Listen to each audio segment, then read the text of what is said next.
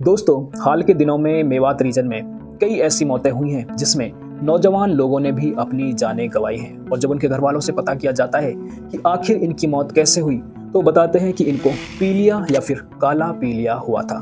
तो दोस्तों, पीलिया या फिर काले पीलिया की वजह से इतनी जानें मेवात रीजन में क्यों जा रही हैं, जानते हैं आज की इस वीडियो में। अगर आप चैनल पहली बार हैं तो सब्सक्राइब करके आप हमारी इस छोटी सी फैमिली का हिस्सा बन सकते हैं।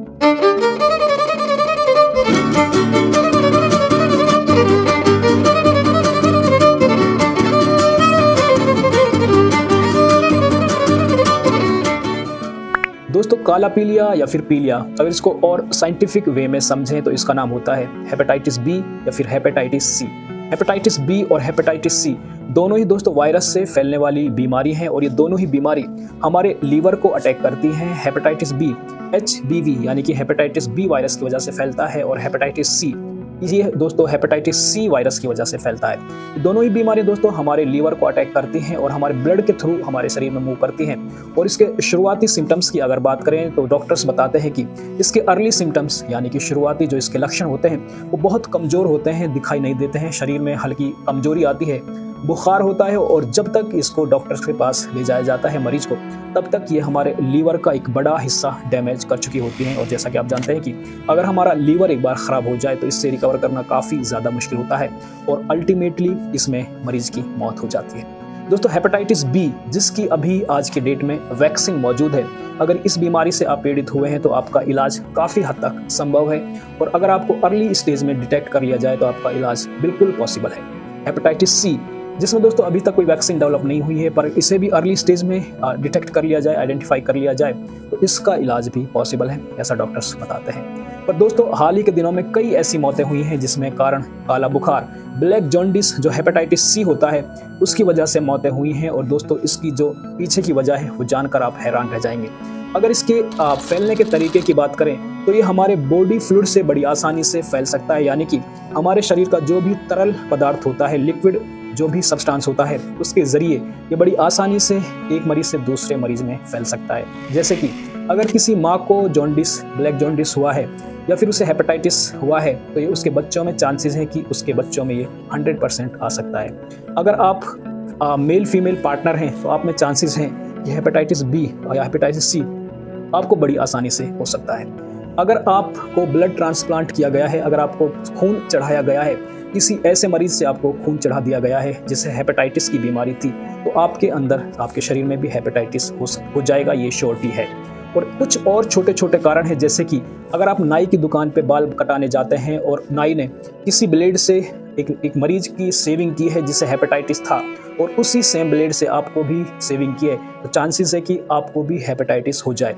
इसके अलावा दोस्तों, अगर आप घर में नाखून काटते हैं और आपके घर में किसी को हेपेटाइटिस की बीमारी है और गलती से उस मरीज के नाखून काटते टाइम उसकी स्किन कट जाती है, उसमें कोई कट लग जाता है, तो चांसेस है कि वहां से भी इन्फेक्शन नेल कटर के थ्रू आपके शरीर में जा सकता है। तो दोस्तों, ऐसी कोई भी वजह जिसकी वजह से आपका मरीज से कोई भी लिक्विड ब्लड, शरीर का कोई भी तरल पदार्थ किसी दूसरे मरीज के शरीर में इंजेक्ट हो सकता है, तो वहां पर हेपेटाइटिस होने के चांसेस बढ़ जाते हैं या फिर हो ही जाता है। और आप देख रहे हैं कि हाल के दिनों में काफ़ी ज़्यादा मौतें इस हेपेटाइटिस से हो रही हैं।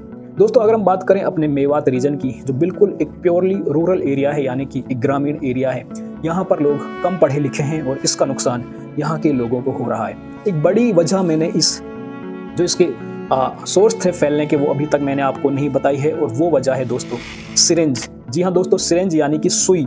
जब आप डॉक्टर के पास अपना इलाज कराने जाते हैं तो आपको एक इंजेक्शन लगाता है सुई के थ्रू, और वो सुई दोस्तों यूज करने के बाद आमतौर पर ज़्यादातर केसेस में वो सुई को डिस्पोज कर फेंक देता है, यानी कि आपको सिर्फ अकेले को ही वो सुई लगाई जाती है। और ऐसा हमारे गवर्नमेंट के इंस्ट्रक्शंस भी हैं और आज की मेडिकल साइंस के ये रूल्स भी हैं कि आप सिरिंज को 1 टाइम ही यूज करेंगे, उसे यूज और डिस्पोज कर देंगे यूज करने के बाद, इसलिए उन्हें डिस्पोजल सिरिंज भी कहा जाता है। और ये काफ़ी ज़्यादा सस्ती भी मिलती हैं, 3-4 रुपये या फिर मुश्किल से 5 रुपये में आपको अवेलेबल हो जाती हैं। पर दोस्तों, आज भी हमारे समाज में कुछ ऐसे डॉक्टर्स मौजूद हैं जो उसी पुराने मेथड पे काम कर रहे हैं, जो अभी भी कांच की सिरिंज यूज करते हैं और उन सिरिंज को या तो वॉश करते हैं, गर्म पानी में धोते हैं, या फिर बिना धोए ही दूसरे मरीज को इंजेक्शन लगा देते हैं। और दोस्तों, ये बहुत बड़ी वजह हमारे समाज में आज हो रही है, जिसकी वजह से हेपेटाइटिस हमारे मेवात में काफ़ी ज़्यादा फैल रहा है। आप बिल्कुल ध्यान दें कि आप जब भी किसी डॉक्टर के पास अपना इलाज कराने जाएं तो आप ये चीज़ बिल्कुल अश्योर कर लें कि उस डॉक्टर ने जो आपको इंजेक्शन लगाया है, सुई लगाई है, वो उसने पैकेट से नई सुई ली हो, वरना तो आपको हेपेटाइटिस होने के चांसेस बढ़ सकते हैं। कोशिश करें कि आप अपने आसपास के डॉक्टर्स को ये बात खुद कहें कि आप अपने सिरिंज को वो पुराने वाली कांच की सिरिंज इस्तेमाल ना करें, बल्कि हर बार आप एक नई डिस्पोजल सिरिंज का इस्तेमाल करें। चाहे तो आप इसके लिए हमसे एक्स्ट्रा पैसा चार्ज कर लें, और जैसा कि वो करते भी हैं। और वैसे भी प्लास्टिक की जो डिस्पोजल सिरिंज होती है ये बहुत ज़्यादा महंगी नहीं होती है, 3 से 4 रुपये में ये मुश्किल से आती है, पर ये 3-4 रुपये कई बार आपके लिए जानलेवा साबित हो सकते हैं। मैं डॉक्टर से रिक्वेस्ट करूंगा जो ग्रामीण एरिया में ऐसे डॉक्टर्स हैं जिनके पास कोई डिग्री नहीं है, पर फिर भी वो लोगों का इलाज कर रहे हैं, क्योंकि यहाँ के लोगों की ये मजबूरी है कि वो इलाज के लिए हॉस्पिटल्स या फिर दूर नहीं जा सकते, इसलिए लोकल डॉक्टर्स के पास उन्हें जाना होता है। तो डॉक्टर्स की जिम्मेदारी यहाँ पर काफ़ी ज़्यादा बढ़ गई है। अगर दोस्तों आपको ये वीडियो आप देख रहे हैं तो आपकी जिम्मेदारी है कि आप इस वीडियो को समाज में सर्कुलेट करें, खासतौर से उन डॉक्टर्स के पास ये वीडियो जाए जहाँ पर वो लोगों का इलाज करते हैं, और वो कोशिश करें कि हर बार एक नए सिरिंज का इस्तेमाल करें। क्योंकि दोस्तों वैक्सीन लगने के बाद जो ये हेपेटाइटिस के केसेस बढ़ रहे हैं, इसमें एक बड़ी वजह है कॉमन सिरिंज का इस्तेमाल करना। और आपके गांव में, आपके शहर कस्बे में ऐसे डॉक्टर्स जो कॉमन सिरिंज या आज भी उन कांच की सिरिंज का इस्तेमाल करते हैं, जिन्हें वो वॉश करते हैं गर्म पानी में, और अभी भी वो सिरिंज इस्तेमाल कर रहे हैं, या तो वो सिरिंज इस्तेमाल करना बंद कर दें। या फिर अगर आप अपना इलाज करने जाते हैं तो आप एक छोटी सी बात अपनी खुद की हेल्थ के लिए, खुद के आप सेल्फिशनेस के लिए आप उन्हें कहें कि हमें हमेशा नई सिरिंज ही इस्तेमाल करें, ताकि हमें हेपेटाइटिस फैलने का खतरा बिल्कुल ख़त्म हो जाए। दोस्तों हेपेटाइटिस एक ऐसी ही बीमारी है जैसे कि HIV एड्स वायरस की वजह से फैलता है, और इसके लिए बार बार जागरूक किया जाता है लोगों को कि आप हम इन चीज़ों से बचें। ऐसे ही हेपेटाइटिस बी भी हेपेटाइटिस बी और C दोनों ही वायरस की वजह से फैलने वाली बीमारियां होती हैं, और वायरस का दोस्तों कोई भी परमानेंट इलाज नहीं होता है। इसलिए आप कोशिश करें कि आप जब भी डॉक्टर के पास जाएँ तो उससे कहें कि आपको हमेशा नए सिरिंज का ही इस्तेमाल करें। और इसके अलावा जब आप नाई की दुकान पे जाएं तो नाई से कहें कि जब भी वो आपकी शेविंग करें तो हमेशा नई ब्लेड का इस्तेमाल करें। और ये 2 ऐसी चीज़ें हैं दोस्तों जहां पर रिस्क काफ़ी ज़्यादा है, क्योंकि घर में अगर आप नाखून काटते हैं तो ये प्रिकॉशन आप खुद रख सकते हैं कि अगर आपके घर में कोई मरीज़ है जो आइडेंटिफाई हो चुका है कि उसे हेपेटाइटिस है, तो उसकी नेल कटर आप अलग रखें और उसे अपनी फैमिली में शेयर ना करें। तो दोस्तों ये कुछ चीज़ें हैं जिनकी वजह से अगर आप ध्यान रखेंगे तो आप बड़ी आसानी से हेपेटाइटिस जैसी जानलेवा बीमारी से खुद को और अपने परिवार को बचा सकते हैं। मेरा फ़र्ज़ था आप तक ये जानकारी पहुंचाना, क्योंकि मैंने हाल ही में ऐसे कई केसेस देखे हैं जहाँ पर हमारे समाज में हेपेटाइटिस काफ़ी आम हो चुका है, और इसकी बड़ी वजह मुझे लगी कि जो एक कॉमन सिरिंज डॉक्टर्स यूज करते हैं गाँव में, ये इसकी बड़ी वजह है। तो यहाँ पर मैं फिर से रिक्वेस्ट करूँगा कि एज ए अगर आप एक बीमार हैं, मरीज़ हैं, तो आप डॉक्टर के पास जाने से पहले ये अश्योर करें, इस चीज़ को पुख्ता कर लें कि आपको जो भी सिरिंज लगाई जा रही है वो सिरिंज नई हो, डिस्पोजल हो, और उसे यूज करने के बाद वो फेंक दें।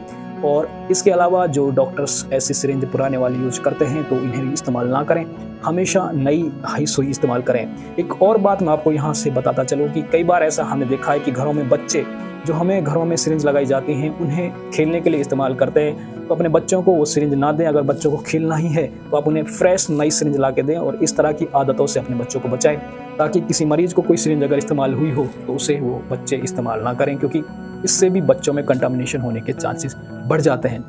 दोस्तों इसके अलावा हेपेटाइटिस बी का वैक्सीन अवेलेबल है, आप खुद को और अपने बच्चों को इससे वैक्सीनेट कराएं। आप अपने नज़दीकी जो हेल्थ सेंटर्स हैं वहाँ पर जाके अपने बच्चों को और ख़ुद को ये अश्योर करें कि आपको हेपेटाइटिस की वैक्सीन लगी है कि नहीं। इससे आपको फ्यूचर में एक प्रोटेक्शन मिलेगा और ऐसी जानलेवा बीमारी से आप बचे रहेंगे। आज टीवी के माध्यम से हम आपको ये जागरूक करने की पहल कर रहे हैं, कोशिश कर रहे हैं। अगर आपको जानकारी अच्छी लगी है तो आप इसे ज़्यादातर लोगों तक पहुँचाने में मदद करें, और इस वीडियो को लाइक करें, दोस्तों के साथ शेयर करें। धन्यवाद।